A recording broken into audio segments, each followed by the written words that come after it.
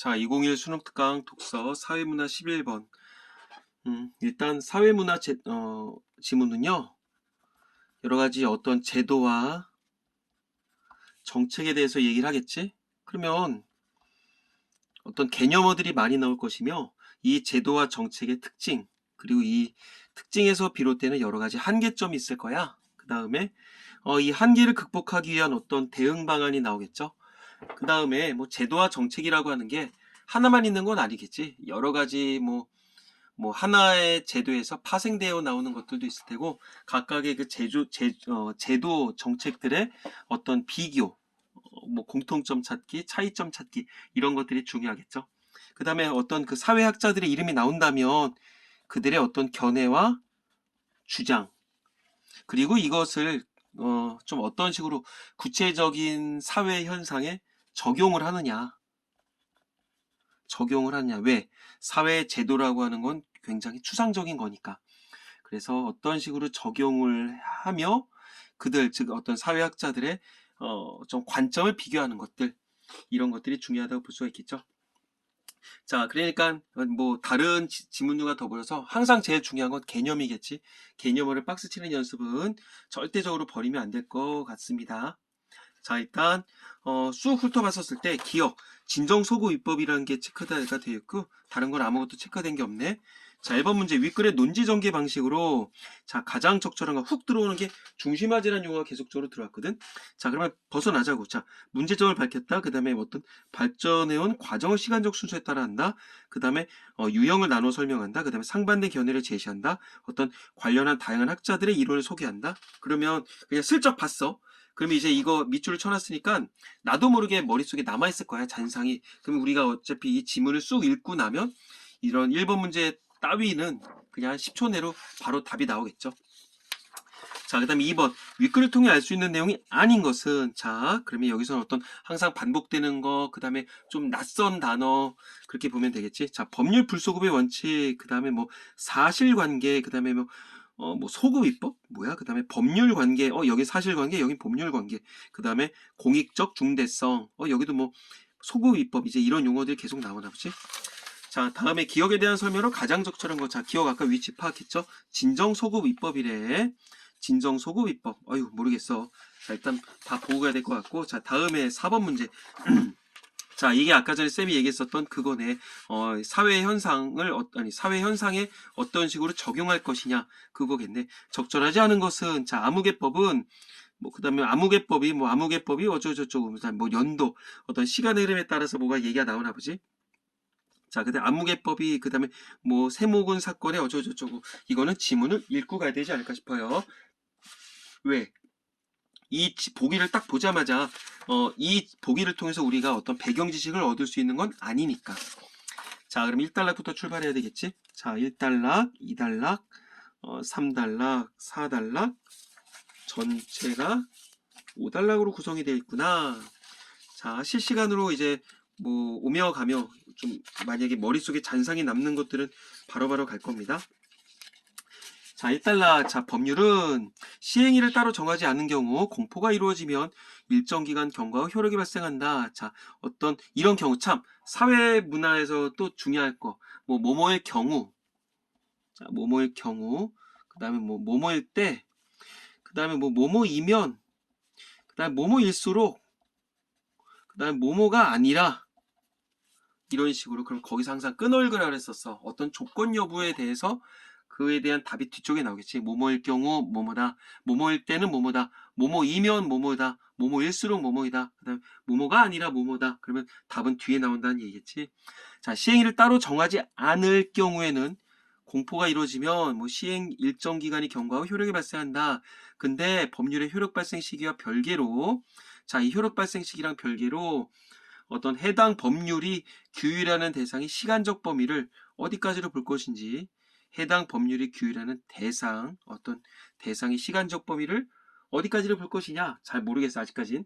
특히 법률 효력 발생 전 형성된 법률의 효력이, 법률 효력, 아까 이제 법률 관계 그런 용어 나왔던 것 같은데, 효력 발생 전 형성된 법률 관계도 그 규율 대상으로 삼을 수 있는지에 대해 논란이 발생할 수 있다. 자, 그러면 좀 내용이 추상적이긴 하지만 뒤에는 뭐가 나올까? 자, 결국 법률 효력 발생 전 형성된 법률 관계에 대해서 규율 대상으로 삼을 수 있느냐, 규율 대상으로 삼을 수 없느냐, 뭐 한쪽은 삼을 수 있다, 한쪽은 삼을 수 없다, 뭐 순서야 그런 식으로 뭐 바뀔 수가 있겠지만 그런 예의가 나오겠지. 분명히 뭐 요달락의 내용이 아마 반대 얘기가 나오지 않을까 싶어. 자, 그러면 여기까지 봤었을 때 뭐 법률 관계가 무엇인지는 모르겠거든. 자, 법률 관계, 법에 의해 규율되는 계약, 소유권 등의 생활 관계다. 자, 말 자체가 어렵죠. 학생들한테는 좀 생소한 용어일 텐데 쉽게 생각하자고. 법에 의해 규율되는 계약, 소유권 등의 생활 관계래. 마트에서 껌 하나를 사더라도 하나의 어떤 법률 관계라고 볼 수가 있는 거야. 왜? 소유권 등이 이전이 되는 거 아니야. 그쵸? 결국 여기서 얘기하는 건 어떤 뭐 권리와 의무의 이전? 권리와 의무의 이전, 뭐 이런 것만이 아니겠지. 그래서 말 그대로 돈을 주고 무엇을 샀어. 그러면 거기에서 이른바 어떤 법률 효과가 발생된다. 이렇게 볼 수가 있겠지. 자, 그럼 다시 이제 본문으로 와서 넘어가 볼까? 그럼 1단락에서는 뭐 얘기했을까? 어떤 뭐 법률의 효력 적용, 그리고 그에 대해서 어떤 식으로 논란이 적용이 되느냐, 그런 얘기가 됐겠지. 자, 다음에 이 문단. 법률은 효력이 발생한 이후의 사건에 대해서만 적용하는 것이 원칙이다. 자, 효력이 발생한 이후의 사건에 대해서만. 효력 발생 시기와 별개로 아까 전에 얘기했잖아. 그런 용어가 계속 나오네. 효력 발생 이후의 사건에 대해서만 적용한다. 그럼 거꾸로 효력 발생 이전에 대해서는 적용을 안 한다는 얘기지. 이를 법률 불소급의 원칙이라 하는데, 자, 개념이니까 박스를 치자. 그 취지는 법률을 소급 적용함으로써 발생할 수 있는 법률 생활의 혼란을 피하고 과거 법률에 따라 발생한 권리 의무를 그대로 존중하여 법적 안정성을 유지하는 데 있다. 야, 용어가 어렵네. 다시, 자, 효력이 발생한 이후의 사건에 대해서만 적용한다. 그걸 법률 불소급이라고 하는데, 그놈의 소급이 뭐야? 자, 봤더니 과거에까지 거슬러 올라와서 미치게 하는 걸 소급이라고 한대. 자, 법률 불소급이라는 얘기는 결국 과거로 거슬러 올라와서 미치지 말게 하려는 얘기네. 자, 이렇게 하는데, 왜냐하면 소급 적용, 즉 옛날로 돌이켜서 어떤 적용을 시키게 하면, 미치게 하면 법률 생활에 혼란이 발생한다는 얘기네. 그리고 자, 여기까지 뭐냐면, 야, 내일부터 학교를 하면 이겠지. 야, 내일부터는 뭐 과제 안 해오면 너 뭐 이런 식으로 뭐 어떤 페널티가 적용이 될 거야. 꽝꽝꽝. 야, 그러면 내일부터 안 해와야 되잖아. 근데 야, 너 어제 과제 안 했잖아. 너 페널티 적용. 이러면 안 되잖아. 그러면 당연히 학생들 입장에선 불리할 테고, 그런 어떤 혼란이겠지. 그 다음에 과거 법률에 따라 발생한 권리 의무를 그대로 존중해서 법적 안정성을 유지하는 데 있다. 그치? 그러니까 맞아. 나 내일부터 이제 뭐 안 해오면은 뭐 페널티가 적용이 된댔으면 나는 그 법만 따르면 되는 거 아니야. 그 법만 따르면 되는데 갑자기 막 법이 만들어져서 뭐 예전 것까지 뭐 들먹이면서 적용을 한다 그러면 당연히 혼란스럽게 되겠지. 과거 행위를 현재의 법률로 평가해서 제재하거나 그 다음에 기존과 다른 법률 효과를 부여하게 된다면 법률 생활의 예측 가능성을 떨어뜨린다. 그치, 불안해서 살 수가 있어? 야, 이거 내년부터 이렇게 한대. 그러면 내년까지는 지금 있는 법대로만 살면 되는 거 아니야. 근데 언제 바뀔지 몰라. 그리고 갑자기 바뀌고선 야, 너 예전에 이랬으니까 너 처벌받아. 이래 불안해서 못 산다는 얘기겠지. 그 다음에 법률 관계에 대한 어떤 신뢰 형성을 저해해서 법률 생활의 혼란을 야기할 수가 있다. 뭐 특별할 거 없어. 자, 그렇기 때문에 기존 법질서에 대한 개인의 신뢰 보호와 법률의 규범적 성격을 강화하는 의미를 지닌 법적 안정성은 어떤 법률의 규범적 성격을 강화하는 의미를 지녔다고. 개인의 신뢰 보호와 이걸 법적 안정성이라고 한다고. 자, 이건 법치주의의 주요한 원리가 된다. 그리고 이를 위해서, 즉 법치주의의 중요한 원리인 법적 안정성을 위해서 법률 불소급의 원칙이 적용되고 있다. 자, 이 원칙이 적용되는 이유는 뭐다? 이른바 개인의 신뢰보호, 그 다음에 법률의 규범적 성격을 강화하는 이 법적 안정성을 유지하는 데 있다. 그렇게 보면 되겠지. 하지만, 자, 중요하겠네. 하지만 법률 불소급의 원칙은 국민의 법 질서에 대한 신뢰 보호와 법적 안정성 유지를 위한 원칙이므로, 자, 위에 있었던 거 그대로 반영했네. 자, 신뢰 보호. 누구의? 법적 안정, 법치주의의 주요한 국민의 법 질서에 대한 신뢰보호래. 야, 국민의 입장에서 아니 지금법만 지키면 되는 거 아니야. 근데 왜 갑자기 바꾸고선 예전 거 들먹여 이러면 안 된다는 얘기지. 자, 이건 결국 뭐다? 즉 지금의 법만 지키면 된다. 누구의 입장에서? 국민의 입장에서 지금의 법만 지키면 됨. 그 얘기겠지. 법적 안정성 유지를 위한 원칙이므로 이를 침해할 가능성이 없어. 뭘? 국민의 신뢰와 법적 안정성을. 그리고 이러한 이익을 능가하는 공익적 필요성이 인정되는 경우에는 예외적으로, 자 이제 어떤 법률에서는 그 어떤 뭐 적용 사례와 더불어서 이 예외가 중요하겠지. 예외적으로 소급 입법을 통해 법률의 소급 적용이 가능하다. 자, 그러면 다시 이를 침해할 가능성이 없대. 즉 국민의 신뢰보와 법적 안정성을 침해할 가능성이 없고, 이러한 이익은 뭐야? 어떤 법률의 불소급을 통한 이익. 그치? 법률의 불소급을 통한, 즉 옛날 사건으로 뭐 들먹이면서 막 처벌을 하는 이런 것들을 능가하는 공익적 필요성이 인정될 경우에 어떤 예외적으로 옛날로 돌아가서 적용을 할 수가 있나 봐. 자, 그럼 이 경우 말 그대로 예외적으로 소고입법을 적용하는 경우가 이제부터 등장하겠지. 자, 그럼 여기까지 보고서 사실은 해결할 수 있는 문제가 있어요. 아까 전에 슬쩍슬쩍 봤었던 건데, 자, 2번에서 여기서 나왔던 용어들이 있었단 말이야. 자, 그러면 1번 법률 불소급의 원칙은 법률관계에 대한 신뢰를 형성한다, 기여한다. 지금 이 문단 전체적으로 나와 있죠. 그 다음에 사실관계가 종료되지 않았더라도 그리고 관련 법률에 소급입법이 제한되기도 한다. 사실관계가 종료되지 않았더라도 뭐 사실관계, 뭐 법률관계 막 그렇게 얘기했었는데 아직까지는 썩 이걸 통해서 알 수 있는 건 아닌 것 같아. 자, 그러면 다음에 한번 가볼까? 3문단. 안 보인다고 할 수가 있어. 그렇다면 예외적으로 소고입법이 가능한 경우는 구체적으로 어떤 경우일까? 거봐, 이런 식으로 나누겠지. 자, 경우가 두 가지 이상 나올 거야. 헌법재판소는 소고입법의 유형을 부진정 소급입법과 진정 소급입법으로 나누어 소급입법이 허용되는 경우에 대해 설명하고 있다. 자, 그럼 이제 나는 이제 항상 뭐 동그라미를 치든가 밑줄을 치든가 그건 학생의 자유겠지만, 나는 이제부터 부진정 소급입법은 동그라미를 칠 거야. 자, 부진정 소급입법이랑 사실이 종결되지 않아 사실관계 또는 법률관계가 종료되기 전이어서 그에 대한 당사자의 법적 지위가 분명하게 확정됐다고 보기 어려울 때 이를 소급하여 규율하는 입법을 말한다. 자, 부진정 소급입법의 어떤 그 개념에 대해서 얘기했어. 자, 끊어서 가볼까? 사실이 종결되지 않았대. 그래서 사실관계나 법률관계가 종료되기 전이래. 거듭 부연 설명한 거지. 그리고 그에 대한 당사자의 법적 지위가 분명하게 확정됐다고 보기 어렵대. 왜? 뭐가 사건이라는 게 딱 한 번 터지면 여기서 그냥 빡 끝나는 게 아니라 어떤 기간 동안 뭐 여러 가지가 있잖아. 그럼 그 기간을 얘기를 하나 봐. 당사자의 법적 지위가 확정됐다고 보기 어려울 때 이를 옛날로 소급해서 규율하는 입법을 부진정 소급 입법이라고 한대. 근데 부진정부터 얘기했는지는 아직은 모르겠어. 이따가 강의가 다 끝나면 부진정 소급 입법과 어떤 그 진정 소급 입법에 대해서 간단하게 다시 얘기를 해줄 거야.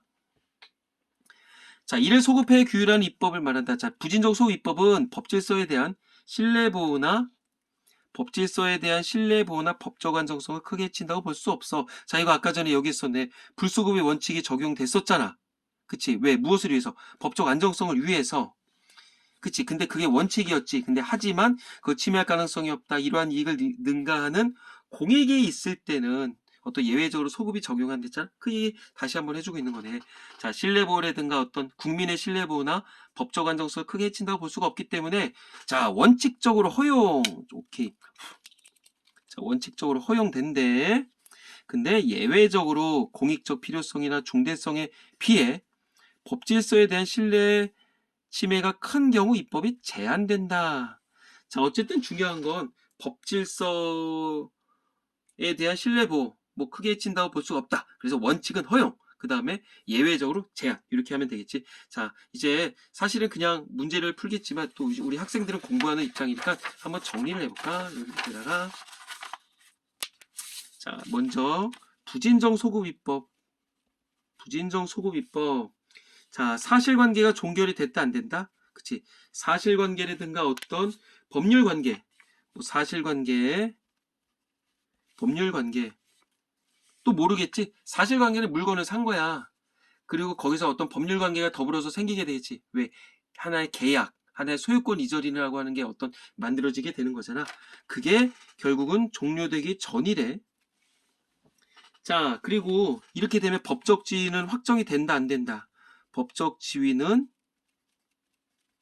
확정이 안 됐다. 그래서 원칙으로는 허용이다 제한이다. 그치? 허용이다. 근데 예외가 있었죠. 예외가 있었어. 뭐보다 뭐가 어쩌고저쩌고 할 때, 즉 어떤 공익보다 신뢰보호를 침해할 수 있을 경우, 공익에 비해서 어떤 신뢰 침해가 클 경우에 제한된댔잖아. 자, 예외사항은 언제다? 자, 공익보다 어떤 국민의 어떤 신뢰를 침해할 수 있을 게 더 클 때는 제한이 되더라. 일단 이렇게 그냥 간단하게 적어놨어. 자, 다음에 가볼까? 예를 들어, 괜히 했다. 야, 친절하게 여기 얘기를 해주네. 자, 예를 들어서 부동산의 취득 가격과 매도 가격의 차익을 기준으로 부과되는 양도소득세의 경우, 자, 사회학습의 중요한 것 중에 하나가 우리가 지문 하나를 배움에 있어서 거기서 어떤 하나의 좀 쬐끄만한 것들이라도 어떤 그 배경 지식을 얻을 수가 있어요. 자, 양도소득세. 양도소득세 같은 경우는 취득 가격, 말 그대로 살 때, 그 다음에 매도 가격, 팔 때의 어떤 가격차를 기준으로 부과를 한대. 자, 이럴 경우 부동산을 취득한 다음에 매도행위가 종료되기 전에, 자, 매도행위가 종료되기 전, 그럼 위의 얘기로 뭐를 볼 수 있을까? 어떤 사실관계나 법률관계가 종료되기 전이라고 볼 수 있는 거지. 자, 법령 개정을 통해서 소득세율을 인상한다면 이는 일종의 부진정 소급입법에 해당한다. 왜? 이른바 사실이 종료되지 않았잖아. 사실관계 또는 법률관계가 종료되지 않았잖아. 자, 이거였지. 일종의 부진정 소급입법에 해당합니다. 왜?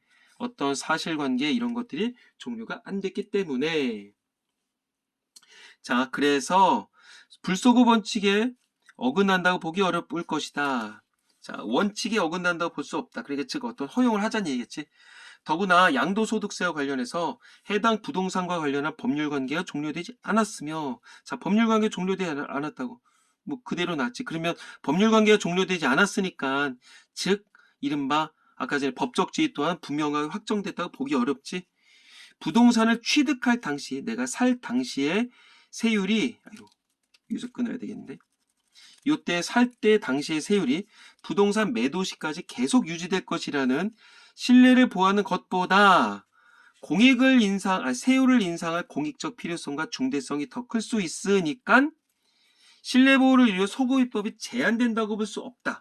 즉 소급입법이 제한된다고 볼 수 없는 거니까 소급입법을 적용하자는 얘기지. 그러니까 원칙적으로 허용한다는 얘기네. 자, 이거를 뭐 예시가 들었지만 예시 자체가 또 어렵죠. 그럼 이렇게 해볼까? 뭐 진짜 예시를 들어볼까? 어떤 요대로 사실은 미리 결론적부터 얘기를 하면요, 이 부진정 소급입법이 제일 많이 적용되는 데가 어떤 이 세법 관련이야. 세법 관련이야. 중요해. 세법 관련이고, 사실은 이 부진정 소급입법은 이따가 얘기를 해주려고 했었는데, 자, 이거는 어떤 의도한 바는 없어. 그냥 내가 예전 걸로 들먹여서 이렇게 할 거야. 이 법을 만드는 어떤 그 입법자들의 입장에서 의도는 없었던 거야. 근데 원래 그럴 의도는 실질적으로 없었지만 결국 하다 보니까 법률 효과가 발생하는 그 시점을 기준으로 이제 보게 되는 거지. 어떤 법률을 만드는 입장에서 어떤 의도하는 바는 아닌 거야. 일단 이렇게만 적어놔. 자, 이거를 예시를 들면 이거지. 자, 가령 2월에 부동산을 취득을 했어. 근데 이때 가령 2억에 취득을 샀어. 그러면 중도금 매금 막 여러 가지 있겠지. 그러고서 바로 팔진 않을 거 아니야. 그러다가 한 7월에 7월에 매도를 했어. 즉 팔았어. 얼마에? 뭐 5억에 팔았다 치자. 5억에 팔았다는 얘기는 결국은 이때 또 법률 관계가 형성이 되는 거겠고, 뭐 이제 매도를 했다는 얘기는 이때를 기점으로 해서 소유권이 넘어가게 되는 거 아니야? 소유권이 이전되는 거겠지. 자, 그러면 여 기간 동안에 2월과 7월 사이에 5기간 동안 이게 취득 당시에는 양도소득세가, 양소라고 적을게. 양도소득세가 20%였었어. 근데 얼추 7월 이전에, 7월이 되기 이전에 요 과정에서 20%였다가 양도소득세가 30%로 오르게 된 거야. 그러면 이걸 내야 되는, 세금을 내야 되는 입장에서는 화가 나, 안 나? 당연히 화죠. 아니, 너무 비싸잖아. 아니, 억울하잖아. 억울하잖아. 그러면 이 사람의 신뢰가 보호되는 게 중요하겠냐? 아니면은 이 지금 오죽 뭐 여러 가지 이유가 있으니까 이 양도소득세를 올렸을 거 아니냐? 그러면 이 사람의 신뢰를 보호하는 게 크겠냐? 아니면은 세율을 인상한 어떤 공익적 필요성이 더 크겠냐? 이게 더 크지. 그러니까 빼박 어쩔 수 없이 양도소득세를 30% 내야 된다는 얘기야. 억울한 사람, 어떤 이 사람의 신뢰 보호보다 이 공익이 크기 때문에. 비슷한 유형으로 이런 것도 있어. 가령 여기 이제 양도소득세가 나왔으니까 뭐 굳이 얘기를 하면 종합소득세 같은 경우 얘기해 볼게. 한 해에 어떤 그 종합, 말 그대로 내가 얼마만큼 벌어들였다. 그거를 여기다 적어도 될 것 같은데. 종합소득세는 다음에 1월 1일에 납부를 하게 되거든. 1월 1일에 부과를 하게 되는 거야. 그러니까 결국 2021년 어떤 이 종합소득세는 2021년 1월, 그러니까 뭐 1월이라고 할게. 거기에 납부를 해야 돼. 근데 결국 그 사이에서 종합소득세율이 만약에 이렇게 2020년 종합소득세는 2021년 1월에 부과를 하는 거야. 근데 요 사이에 2020년도 2020년도 그러니까 2020년도 가령 뭐 3월에 2020년도 3월에 갑자기 법이 개정이 됐어. 그치? 법이 개정이 됐어.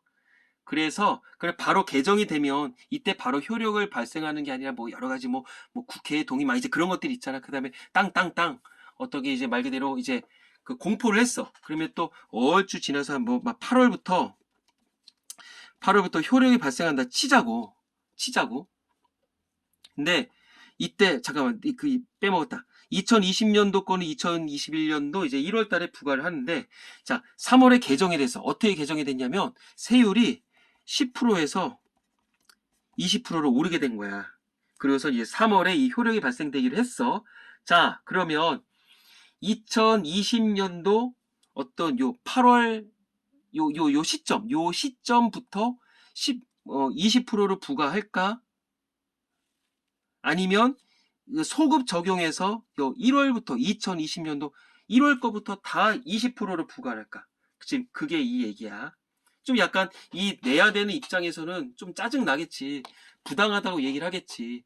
결국 여기서는 이 법률을 만드는 사람들이 그걸 얘기를 하는 거야. 당사자의 신뢰 보호보다 입법자의 입법 형성권이 우선한다. 이런 얘기들을 하거든. 그 얘기야. 그러니까 딱 8월에 효력을 발생하면 이때까지는 10%를 적용하는 게 아니라 딱 발생했잖아. 그러면 요 2021년 적용할 때 2020년도 거를 전체로 20%로 계산을 해서 적용한다는 얘기야.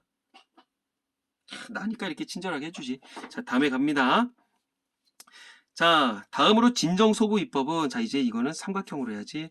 이미 종료된 사실관계나 법률관계와 관련된 것으로, 자, 이미 종료된 사실관계나 법률관계와 관련이 때, 자, 여기다가 한번 적어놔야지. 진정소구 입법. 여기 지금 화면 또 안 보이죠? 자, 법적 안정성을, 그 때문에 당사자의 확정된 법적 지위를 무너뜨리고, 법적 안정성을 해치는 것이므로 원칙적으로는 허용되지 않는다. 오케이. 다만 예외적으로 소구입법을 예상할 수 있었거나 기존 법적 상태에 대한 신뢰를 통해 얻을 수 있는 이익이 적은 경우, 자, 이런 경우, 자, 경우가 두 가지가 있으니까 체크를 해놔야 되겠지. 이럴 경우 소급입법을 하더라도 당사자의 손실 여건 아주 경미할 경우, 뭐야, 또 경우가 세 가지야? 세 가지 이럴 때 신뢰 보호 요청에 우선하는 심히 중대한 공익상의 사유가 있는 경우, 경우가 네 가지가 있구나. 이럴 경우에는 진정소급 입법도 가능하다. 원래는 허용 안 되는데 이럴 경우에는 가능하다. 자, 그러면 이제 뒤에 예시가 나오는 것 같거든. 그럼 여기서 좀 정리를 해야 되겠지. 자, 아까 전에 부진정 소급입법은 사실관계나 법률관계가 어떤 종료되기 이전이었었는데, 이거 즉 진정 소급입법은 종료된 사실관계에 대해서도 한다. 글씨를 못 써서. 자, 종료된 사실관계 혹은 법률관계도 적용을 하더라. 자, 그 다음에 이거 아까 제 부진정소급입법은 법적 지위가 확정되기 이전이었었는데, 자, 이거 진정소급입법은 어떻다?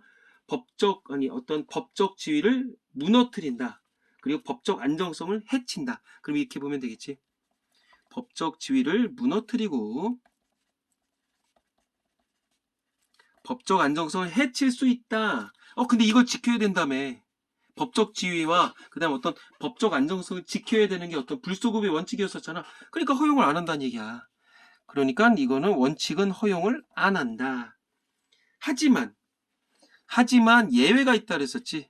예외. 우리가 지금 거기 위에서 번호 적었었던 1번부터 4번까지의 경우일 때는, 즉 공익이 더 크다. 이럴 때는 어떤 가능하더라. 이렇게 볼 수가 있는 거겠지. 자, 아까 전에 부진정 소급입법 얘기를 하면서 내가 그거는 원칙적으로 어떤 그 입법자의 의도가 없었다고 얘기했었는데, 이 진정 소급입법은 사실은 어떤 그 입법자의 어떤 의도가 있다. 이렇게 보면 돼. 자, 그러면 이제 밑에 예시가 났었던 거, 뭐 대표적인 사례가 나왔었네. 자, 친일 반민족 행위로 축적한 재산을 국고로 귀속하는 것을 주요 내용으로 하는 친일 반민족 행위자 재산의 국가 귀속에 관한 말도 어렵죠. 헌법 제13조 2항에서 금지하는 소급입법에 의한 재산권 박탈에 해당해서 무효로 부하는지 논란이 된 사건에서 대법원은 친일 재산의 소급적 박탈은 일반적으로 소급입법을 예상할 수 있었던 예외적인 사안이다. 아까 전에 그 네 가지 있었잖아. 자, 얻을 수 있는 이익이 적다. 그다음 예상할 수 있었다. 거기에 사안이고, 진정소급입법을 통해서 침해되는 법적 신뢰. 누구의? 결국 여기서 는 법적 신뢰라고 하는 건 국민의 법적 신뢰가 아니라 그 어떤 이 친일 반민족 행위 그 사람, 후손이 될 수도 있겠고, 그 사람의 어떤 법적 신뢰가 심각하다고 볼 수 없는데 반해서 이를 통해 달성되는 공익적 중대성은 압도적이라고 할 수 있으므로 진정소급입법이 허용되는 경우에 해당한다. 즉, 요 예외들을 한다는 얘기겠지. 원칙은 진정소급입법은 허용이 안 됐었잖아. 근데 이런 여러 가지 케이스에 딱 걸맞아 떨어졌어. 그러니까 예외는 어떤 허용. 이렇게 할까? 가능이니까 허용이라고 적어놔야 되겠지. 그 얘기야. 자, 무슨 말이냐면, 또 얘기를 해줄까? 이 당시, 사실은 여기에 어떤 그 경우라고 하는 게 또 썩 확실하게 나온 건 아닌데, 좀 이제 학습용으로 나온 것 같은데, 이 당시, 야, 말이 그렇지. 친일 반미족 행위래. 그러면 그 친일 1920년대, 10년대, 30년대로 넘어갔다는 얘기야. 그럼 그 당시 때 어떤 법적인 상태가 확실했을까? 불확실했을까? 그쵸? 굉장히 불확실하고 혼란스럽겠지. 그래서 어떤 여기서 얘기하는 이 당사자들의 당사자들을 보호할 만한 어떤 신뢰이익이 적었다고 볼 수가 있겠지. 그럼 이 사람들 것 뺏어야 돼, 안 뺏어야 돼? 뺏어야지. 그게 국민을 위한 어떤 공익적 측면을 바라봐야 된다는 얘기겠죠. 그러니까 소급을 적용하자. 이런 경우에 들어서 소급을 적용하자. 그래서 뺏어내자. 그 얘기야.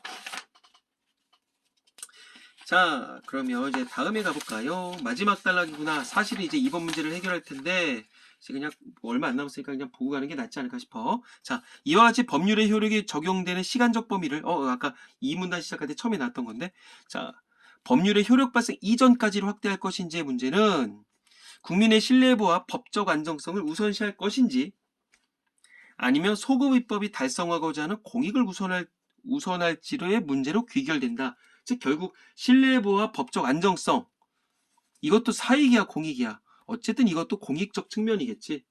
그리고 소급입법이 달성하고자 하는 공익, 결국 공익과 공익 간의 어떤 충돌이라 볼 수가 있겠지. 우선할지의 문제로 어떤 뭐 귀결이 된다. 자, 이에 대해 우리 법칙에는 법률 불소급의 원칙을 유지하되, 자, 원칙은 법률 불소급의 원칙을 유지를 한데, 자, 예외적으로 국민의 신뢰 보호와 법적 안정성을 해할 우려가 적고 중대한 공익적, 계속적으로 공익이라는 용어가 나오지, 공익적 필요가 인정되는 경우에 소급 입법을 허용하는 태도를 취하고 있다고 할 수가 있더라. 자, 우선적으로 어쨌든 간에 중요한 건 공익이야. 공익이야. 공익과 공익 간의 어떤 그 뭐 대결 구도에서 원칙은 법률 불소급의 원칙을 유지하는 거긴 하지만, 즉 소급하지 않는 게 원칙이지만 어떤 일부 예외적으로 뭐 법적 안정성을 해야 할 우려, 즉 이 당사자들의 법적 안정성을 해야 할 우려가 적고 이 공익적 측면이 원체크일 경우에는 어떤 허용하게 되더라. 이렇게 볼 수가 있을 거야. 자, 그럼 이제 1번부터 바로 가볼까? 논지전개 방식. 그냥 답이 나와야죠. 그냥 유형을 나누어 설명했네. 진정소급입법, 부진정소급입법. 각각의 사례. 하나는 아까 그 양도소득세 나왔었고, 진정소급입법에서는 어떤 뭐 친일 그 얘기 나왔었지. 빼박 3번이지 뭐. 하지만 우리는 또 봐야 되는 입장에서 진인 문제점을 밝혔다. 자, 문제점을 밝혔다. 중심화제, 즉 소급입법의 어떤 적용함으로 인해서 발생할 수 있는 문제점을 얘기를 하긴 했었지.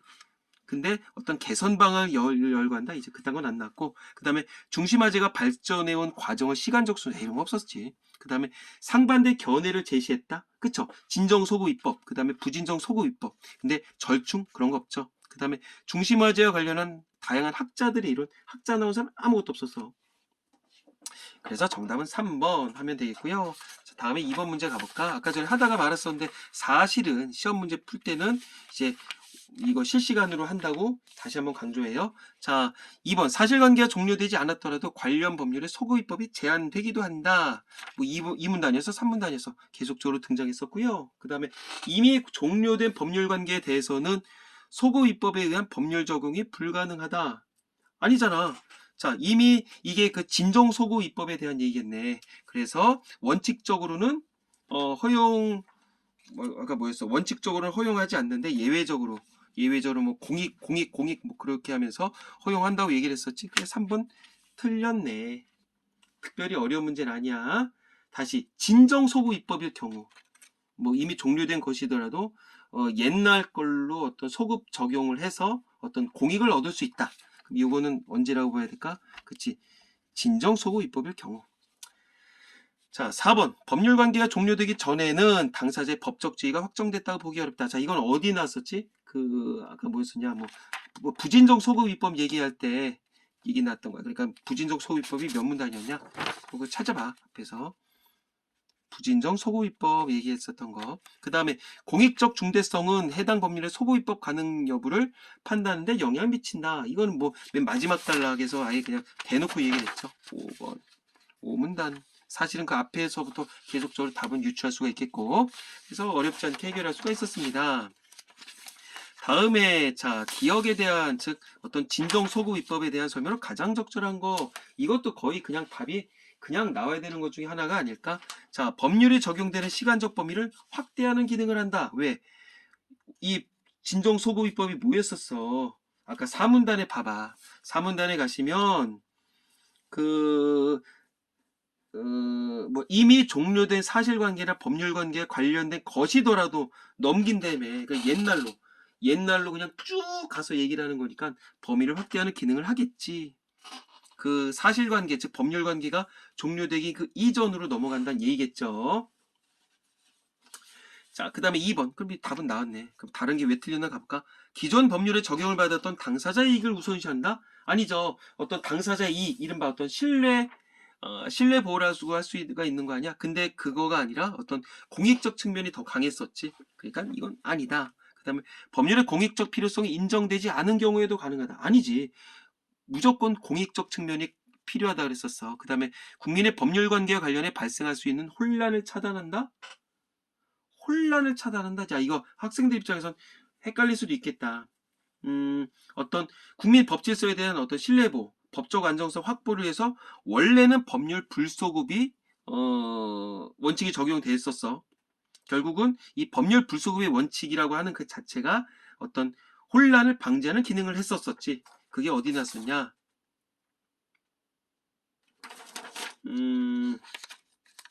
가만히 있자. 그치, 여기 나왔네. 여기. 어떤 요거 2문단 3문단에 전체적으로 나왔지. 근데 진정소급 입법 같은 경우는 어떤 법률 불소급의 원칙에 반해서 예외적으로 시행이 된다. 그 얘기겠지. 그러니까 4번도 틀렸죠. 5번 사실관계나 법률관계가 종료되지 않았다면 원칙적으로 허용된다. 자, 사실관계나 법률관계가 종료되지 않았으면 원칙적으로 허용 안 된다며. 뭐 그냥 빼박 틀린 얘기겠죠. 어렵지 않게 해결할 수가 있었겠고. 자, 다음에 어떤 사례 적용 문제네. 자, 이거를 조금 우리 기존의 선배들이 좀 어려워했었거든. 한번 가볼까? 자, 우리나라에서 시행되어 그 효력이 적용되어 있는 어떤 동그라미 법은 99년 억울하게 사망한 세모군 사건의 범인이 잡히지 않은 채 공소시효가 끝나가자 분노 여론이 들끓으며 2015년 제정됐다. 동그라미 법은 살인죄가 관련한 공소시효 15년을 폐지하는 내용이다. 내용 좀 법적인 내용이니까 중요하네. 15년을 폐지하는 내용이다. 소급입법 과정이 지연이 돼서 7월 31일 시행됐다. 오케이. 그 다음에 2000년 8월 1일 이후 발생한 살인 사건에만 적용됐다. 그 결과 동그라미 법은 결국 세모군 사건에는 적용되지 못했다. 자, 이거 말이 어렵다. 그럼 타임테이블로 한번 해볼까? 자, 99년 억울하게 사망했대. 1999년 이제 죽었대. 그리고 2015년 제정이 됐대. 2015년 제정이 됐는데 어쩌고저쩌고 해서 지연이 돼서 7월 31일에 어떤 이 시행이 됐대. 이 시행이 된 법 내용이 뭐였었어? 살인 관련은 공소시효를 적용하자, 공소시효를 폐지하자. 공소시효 15년을 폐지하자. 쌤, 공소시효가 뭐예요? 여기 나와 있네. 범죄 저지른 다음에 일정 기간이 지나면 이제 빼박. 어쩔 수 없어. 터치를 못한다는 얘기겠지. 자, 그랬었고. 그러면 그래서 2000년 8월 1일 이후 발생한 여기에서 15년이니까 정확하게 딱 15년 딱 때리면 365 곱하기 15년 딱 때리면 2000년 8월 1일부터 라고 볼 수가 있는 거네. 그러니까 자, 딱 이게 15년이라며. 그러니까 요 이전 요게 만들어지기 이전에는 말 그대로 공소시효가 15년이었어.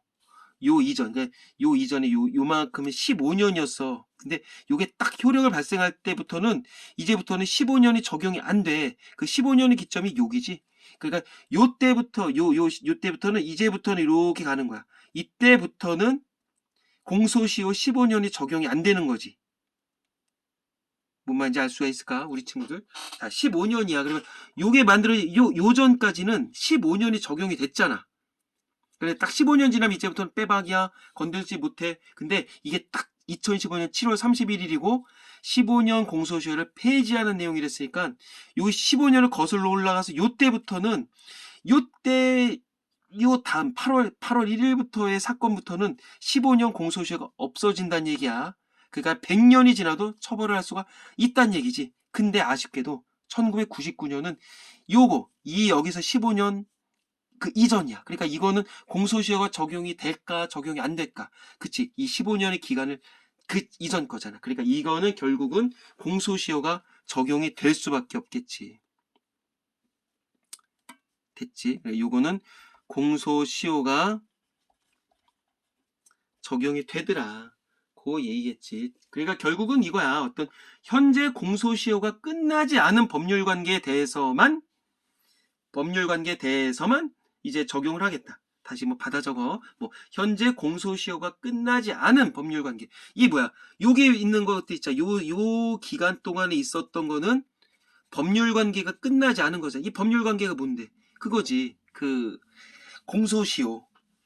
그러니까 요때에 대해서만 이제 공소시효 폐지라고 볼 수가 있는 거겠지.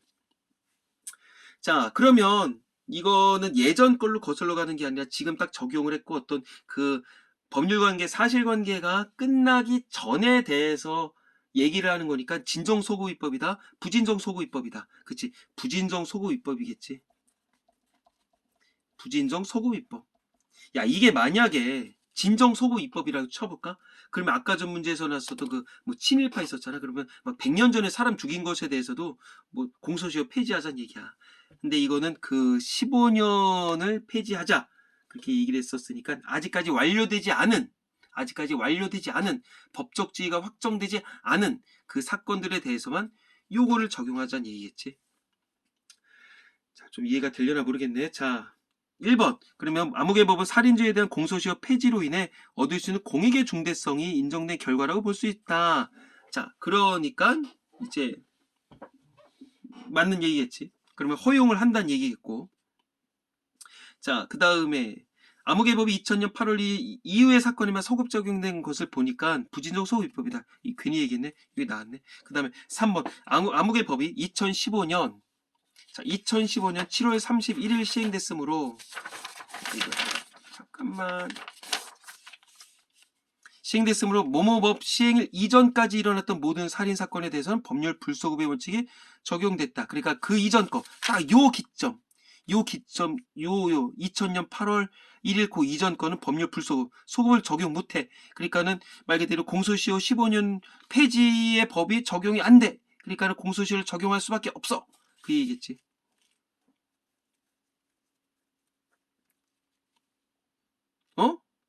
그치. 근데 시행일 이전까지는 했던 모든 살인사건, 아니지. 모든이 아니라니까? 모든이 아니니까. 만약 이게 진정소구 입법이면 큰일 날 뻔했다. 진정소구 입법이면 이렇게 되겠지만, 이거는 지금 부진정소구 입법이었었잖아. 자, 그래서 모든 살인사건이라고 보면 안 되겠습니다. 다시, 요때 7월 30일 2015년 이때 시행됐으니까, 요 기준으로 공소시효가 남아있는 살인사건이라고 볼 수 있는 거지. 요거 2000년 8월 1일 이후의 사건들은 소급 입법이 돼서 요 동그라미 법에 의해서 공소시효가 사라지는 거야. 그러니까 2000년 요 8월 1일부터 요 살인사건, 요 기간 동안의 살인사건에 대해서는 법률 불소급의 원칙이 적용되지 않는다. 그러니까 소급 적용된다. 그 얘기겠지. 모든이라고 하면 틀렸고. 자, 4번. 암흑의 법이 이 1999년에 벌어진 모모고 사건에 적용되지 못한 건 이 사건의 법률 당사자에 대한 법률 관계가 종료됐다고 보기 때문이다. 맞지? 그래서 아까 전에 얘기했잖아. 이게 부진정 소구 입법이겠고 진정 소구 입법이었었다면 이게 말 그대로 이렇게 뭐 터치를 할 수가 있었겠지. 자, 5번. 암흑의 군 사건 해결이 가져올 수 있는 공익이 더 크다는 사회 인식이 사회 전반에 확산이 된다면 동그라미 법 이외에 또 다른 소구 입법을 통해서 모모군 사건이 공소될 수도 있겠지. 왜? 중요한 건 이미 종료가 된 사실관계 그리고 법률관계이더라도 어떤 예외적으로 소구 입법을 예상할 수 있었다거나 아까 전에 우리 진정 소구 입법에서 4가지 얘기했었던 것들이 있었지.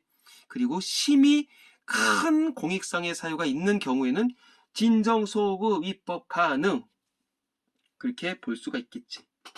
그런 날이 오기를 바라야 되지 않을까? 맞지? 자, 그럼 여기까지 해서 해결했고 더 문제가 없죠. 자, 쉽다면 쉽고 어렵다면 어려운데 용어 자체가 우리 친구들이 학교에서 많이 이렇게 좀 접하는 용어들이 아니기 때문에 조금 불편했을 겁니다. 자, 강의가 끝나면 절대적으로 책을 딱 덮지 말고 지금 내가 얘기를 했었던 걸 자기만의 용어로 다시 한번 재해석하면서 정리해 볼 필요가 있습니다. 자, 항상 뭐 자주 얘기하는 거 메타인지 그리고 에빙하우스의 어떤 망각 이론 내가 설명을 못하면 모르는 것이다. 그리고 아는 거와 모르는 것을 구분하자. 나 이거 들어봤어. 그건 모르는 거야. 자, 수고 많았습니다.